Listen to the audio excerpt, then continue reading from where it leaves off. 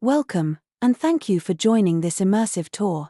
What you see here is not a reconstruction of the entire fountain, but high-fidelity 3D renderings of the Zodiac heads themselves.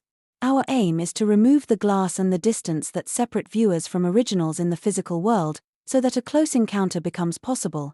You may circle, pause, and inspect, setting your own rhythm for a conversation with history.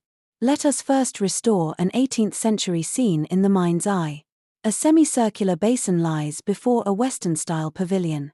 12 bronze animals, aligned by the hours, take turns to spout through day and night. At high noon, all 12 rise together, an orchestration of water and light.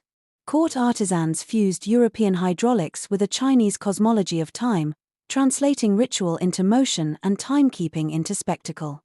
What emerged was not simply ornamentation, but a carefully engineered performance of order where technology, symbolism, and authority shared the same stage. History, however, seldom travels in a straight line. In 1860, during the Second Opium War, flames and looting swept through the grounds. The heads were torn away and dispersed. For more than a century they moved between private rooms and public halls, across auction catalogues and headlines. Each transfer altered more than ownership, it rescripted memory of loss and restitution, of claims and responsibilities, drawing the public into a continuing debate. In the 21st century, the timeline bends again. Some heads returned to public view by purchase, by donation, or by installation near their former setting, while others remain untraced. For visitors today, seeing them all at once is nearly impossible. Sites are scattered, exhibitions are episodic, and vitrines keep bodies at bay. That is precisely why this virtual space brings together what geography and history have split apart, not as a substitute for reality, but as a way to mend what reality leaves undone. Now come closer to one piece. Begin with the fissures and patina of the bronze skin, follow the tool marks along the manet, then down to the teeth and lip. These details bear the passage of time as much as they display craft. You might wonder whether reproduction diminishes what some call aura.